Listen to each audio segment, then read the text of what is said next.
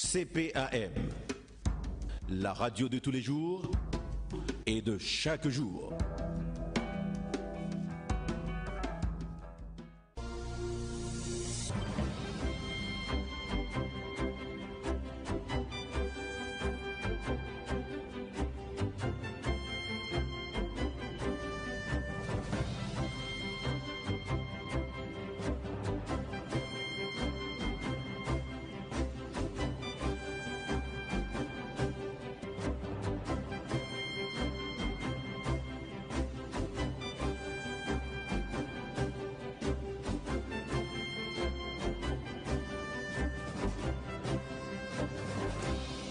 On espère ne pas manquer cet appel qu'on attend de Etta Youdine. Elle est vice-présidente du Centre consultatif des relations juives et israéliennes. On attend donc son appel dans un instant avec nous, Madame, Messieurs, Etta Youdine.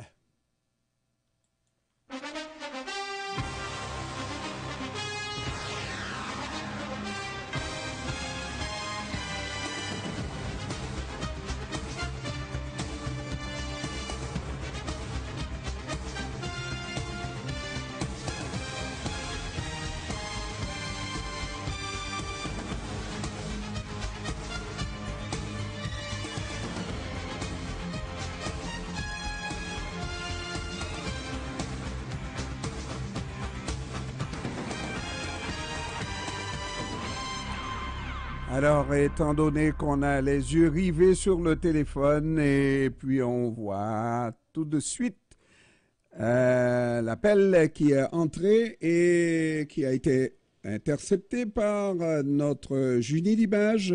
Donc, on comprend tout de suite qu'il s'agit de Madame Etta Youdine, vice-présidente du Centre consultatif des relations juives et israéliennes. Bon après-midi, Madame Youdine. Bon après-midi à vous. Ça va bien? Ça pourrait être mieux, mais on va pas se plaindre. Comment vous vivez cette situation de guerre entre le Hamas et Israël? Regarde, mon cœur est brisé. Je suis avec tous les familles qui ont perdu quelqu'un, tous les civils des deux côtés qui sont touchés par la crise. Je pense beaucoup aux familles des 242 otages, enfants, femmes âgés qui ont été pris otages par le groupe terroriste Hamas. Et j'ai de la peine pour ma communauté parce qu'on voit un niveau d'antisémitisme qui monte d'une manière inquiétante. C'est terrible tout ça, mais il faut regarder hier, il faut regarder aujourd'hui pour pouvoir se tourner vers l'avenir. Qu'est-ce que vous voyez dans tout ça là? Regarde, aujourd'hui on a vu à l'université Concordia, on a vu un groupe d'étudiants juifs ils avaient une table d'infos sur les otages. Les 242 otages à Gaza, et ils étaient inondés par un groupe d'étudiants qui les a insultés, qui les a agressés, qui ont répété des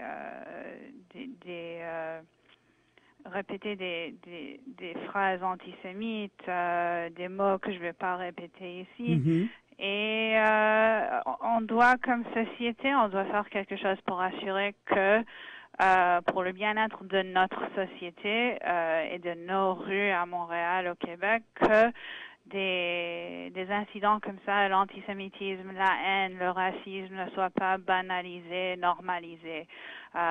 Les universités doivent faire quelque chose pour assurer que les lieux sont sécuritaires pour tous les étudiants, que ça ne devient pas un lieu de proteste et de harcèlement pour un groupe ou un autre.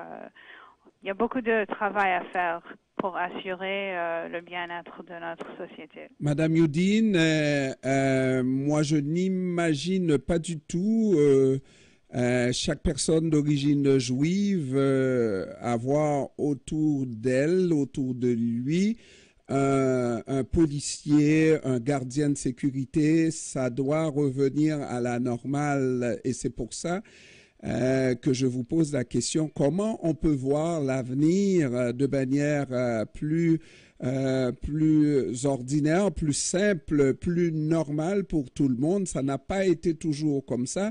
Il y a cette guerre depuis le 7 octobre qui a tout changé, mais il faut trouver la solution d'après-guerre. Il faut absolument trouver la solution d'après-guerre, mais quand nous parlons ensemble, c'est pas moi et toi qui vont résoudre le conflit au Moyen-Orient, mais au moins on peut s'occuper de chez nous. Chez nous ici, l'importation d'un conflit lointain ne va pas nous aider. Le travail qu'on doit faire ici, c'est chacun de nous et doit devenir quelqu'un qui va agir contre la haine et contre ceux qui cherchent à fomenter le racisme, la haine, l'antisémitisme dans notre société. Mais on comprend que c'est la réalité de là-bas, cette guerre qui nous a amenés dans ce que nous vivons ici. Et si on se contente de dire on va régler nos problèmes ici en laissant là-bas à des dirigeants politiques de trouver des solutions, ça ne changera pas. On va continuer à vivre ce qu'on vit ici, malheureusement. Alors, regarde, là-bas, c'est Hamas, groupe terroriste reconnu par le Canada comme groupe terroriste, qui a attaqué d'une manière barbare et sauvage les citoyens civils d'Israël le 7 octobre, qui ont envahi le pays, qui ont décapité des bébés, violé des femmes, tué des enfants en face de leurs parents. Les histoires des survivants sont hallucinants et choquants et on n'a pas vu un massacre de juifs comme ça depuis l'Holocauste. Pour l'instant, Israël est en train de faire son travail justement pour assurer la sécurité de sa population, et c'est pas seulement sa population juive. Tout Israélien est visé, juifs, musulmans, chrétiens, druzes, bédouins. Il y a une très belle diversité en Israël dans sa population. Et il y a aussi la population palestinienne qui souffre en dessous du Hamas. Il y a le Hamas qui prévient les Gazoins de quitter pour le sud.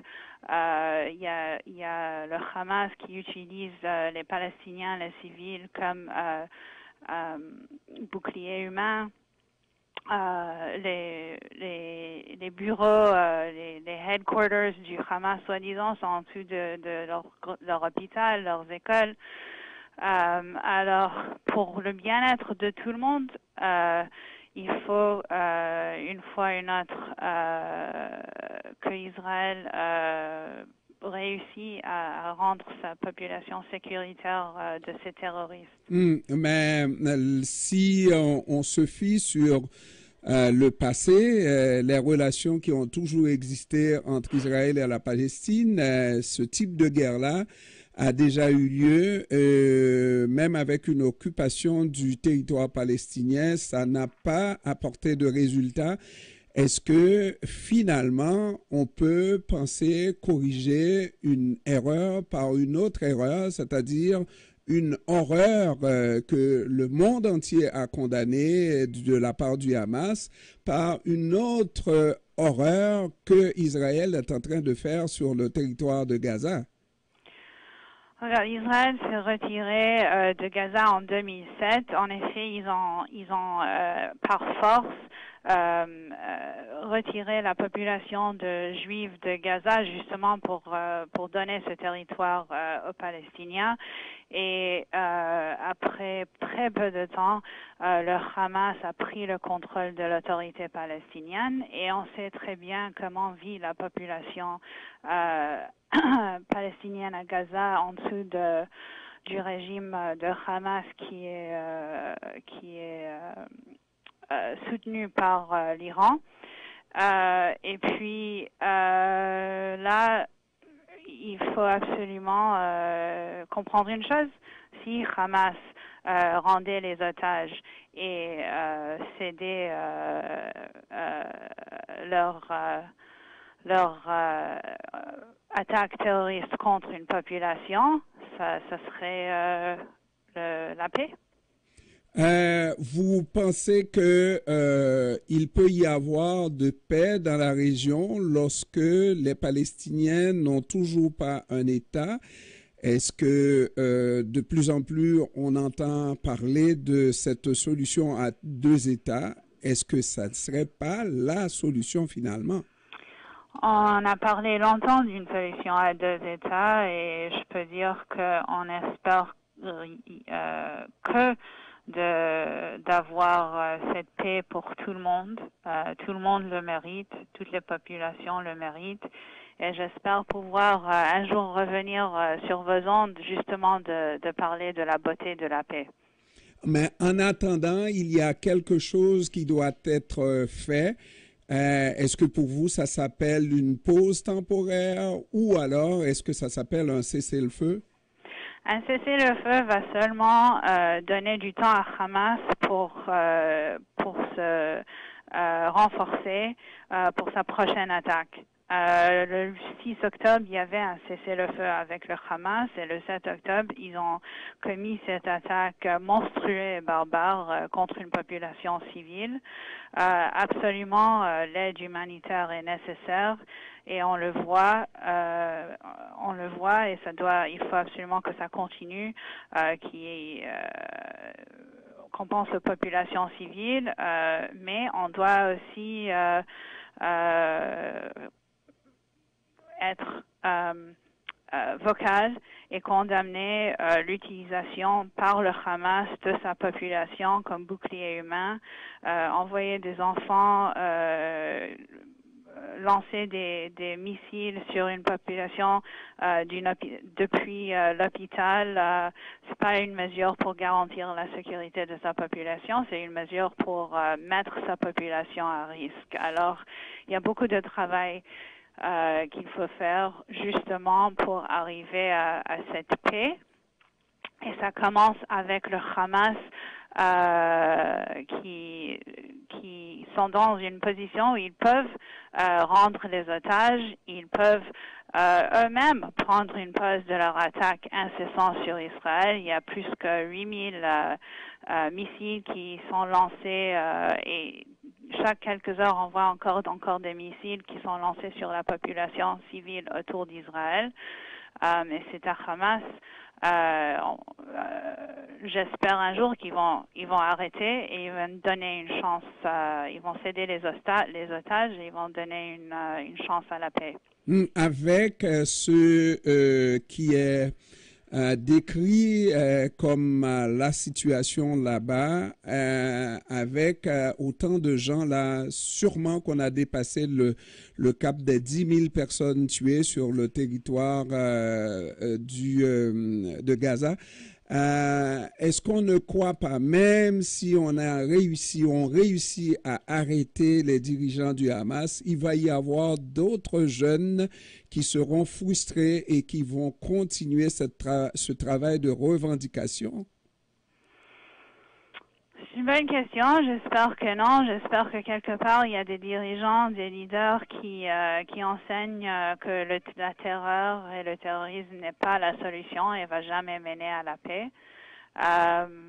Je prie toujours justement pour la paix pour tout le monde. Je pense toujours à tous les civils impactés par cette situation. Et j'espère fortement qu'on pourra avoir plusieurs discussions sur la paix éventuelle entre Israël et les Palestiniens. Comme on l'a vu avec les accords abrahamiques, Israël a des accords avec plusieurs pays du Golfe. Et ils étaient en chemin à un accord quelque part avec l'Arabie saoudite. Et c'est dans cette direction qu'on devrait encourager, renforcer tous ces accords de paix et la possibilité de vivre ensemble et la beauté dans les relations internationales. Avant la création d'Israël en 1948, les Israéliens dans le monde entier, surtout en Europe de l'Est, étaient comme un peuple oppressé. Est-ce qu'on peut concevoir aujourd'hui que Israël puisse oppresser un autre peuple, le peuple palestinien? Est-ce qu'on peut concevoir la chose, un peuple oppressé hier qui devient oppresseur aujourd'hui? Je comprends pas tout à fait votre question. Vous dites que les Israéliens autour du monde, vous parlez des Juifs ou vous parlez de... Je ne comprends pas exactement votre question. Non, parce que je comprends que les Israéliens aujourd'hui, les Israélites qui vivent en Israël aujourd'hui, sont venus essentiellement d'Europe de l'Est avant 1948 pour la création de l'État d'Israël en 1948. Pas du tout.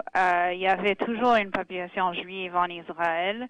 Il y a surtout, il y avait une grande vague après l'Holocauste qui est venue de l'Europe, mais il y en a aussi à peu près 900 000 Juifs qui sont fuis de tous les pays au Moyen-Orient pour venir en Israël. Moi-même, ma famille est originaire d'Irak. On avait une grande maison, une très belle vie. Ma mère a grandi là-bas avec tous ses cousins, cousines, ses parents. Et cette belle communauté juive en Irak de 150 000 personnes est maintenant à zéro. La communauté juive en Syrie, la communauté juive en Tunisie, la communauté juive en Algérie, en Yémen, en Libye. Il y avait partout en Égypte, il y avait partout dans le Moyen-Orient des belles communautés juives. Et les Juifs, d'un jour à un autre, on ne pouvait pas être sécuritaire et avoir une vie juive, être visiblement juif dans ces pays-là. Ils ont fui. Il y a une grande partie qui ont allé en Israël, d'autres qui sont venus ici ou partout au monde. Et il y avait surtout cette population historique en Israël qui peuvent tracer leurs racines en Israël depuis des générations. Mais l'histoire la mieux connue des Juifs, c'est cette histoire, c'est l'Holocauste, n'est-ce pas, qui nous fait dire que les Juifs ont connu des persécutions durant la Seconde Guerre mondiale. Est-ce qu'on peut imaginer, c'est l'essentiel de la question. L'Holocauste était... non, mais je termine la question. C'était pas seulement l'histoire des Juifs. Oui. L'Holocauste était l'histoire de notre civilisation. Ouais. La population en Israël est assez diverse. Comme j'ai dit, c'est même pas seulement des Juifs. Il y a des Arabes, des Palestiniens, des musulmans, des chrétiens, des Druzes, des Bédouins, des Éthiopiens, des Érythréens. Il y a une diversité énorme dans la population d'Israël, qui aujourd'hui, avant cette guerre, était vraiment l'image d'une très belle diversité avec des défis à l'intérieur. Mais Madame Youdine, ce qu'on retient, ce qu'on regarde aujourd'hui, moi, ce que je connais du peuple juif, c'est un peuple qui a connu des difficultés. Est-ce qu'on peut voir aujourd'hui que ce peuple puisse avoir la réputation d'être un peuple oppresseur pour un autre à côté, les Palestiniens? Est-ce qu'on peut seulement concevoir la chose? Encore une fois, c'est vous qui décrivez les Juifs comme oppresseurs. Moi, je suis québécoise canadienne, j'oppresse personne. Mais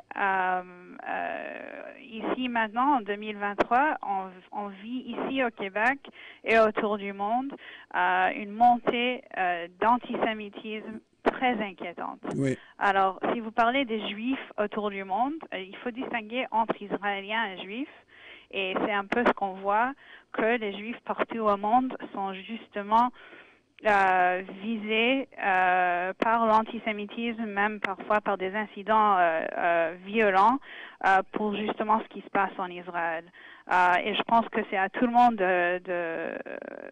de lutter contre cette normalisation de l'antisémitisme et cette police inacceptable de viser les Juifs autour du monde pour pour manifester une frustration des actes par un pays, le seul État juif au monde. Est-ce qu'on peut avoir comme un semblant de solution pour le vivre ensemble puisse revenir ici au Québec? Parce qu'on a vu à Dollard-des-Ormeaux ce qui est arrivé. C'est un mauvais geste et qu'on réprime tous, qui nous répugne tous, n'est-ce pas? Travailler donc pour retrouver la paix ici au Québec et partout dans le monde pour tous les peuples, quoi. Regarde, j'espère très bien. Je pense que vous nous avez appelé pour des entrevues parce que vous connaissez notre histoire fière de soutenir d'autres communautés dans leurs défis et contre le racisme qui monte et la haine qui monte contre tout le monde. C'est avec beaucoup de fierté qu'on travaille avec plusieurs communautés justement pour lutter contre la haine. Et je pense que si vous avez mentionné à plusieurs reprises l'Holocauste, si on a appris quelque chose, c'est que le silence est complicite. Est complice et qu'une personne peut faire une différence. Alors, si on peut se mettre d'accord aujourd'hui que c'est à tout le monde de se lever contre toute forme de racisme, quand vous voyez quelqu'un qui est en train d'agir d'une manière raciste, de fomenter la haine, de faire quelque chose. Absolument. Oui. Absolument. Etayoudine, vice-présidente du Centre consultatif des relations juives et israéliennes. Je vous remercie d'avoir pris du temps de nous parler et je nous souhaite à toute la communauté montréalaise, la communauté des humains dans le monde, la paix, la paix, la paix. Merci beaucoup. Merci et si je peux m'exprimer encore pour une seconde, mon cœur est avec vous, avec la population haïtienne. Vous avez trop souffert pendant les dernières années et c'est avec tout cœur qu'on vous soutient et on espère avoir un futur beaucoup plus serein, disons. Oui. Merci beaucoup, Merci. Madame Youdine. Merci. Au revoir. Au revoir. Au revoir.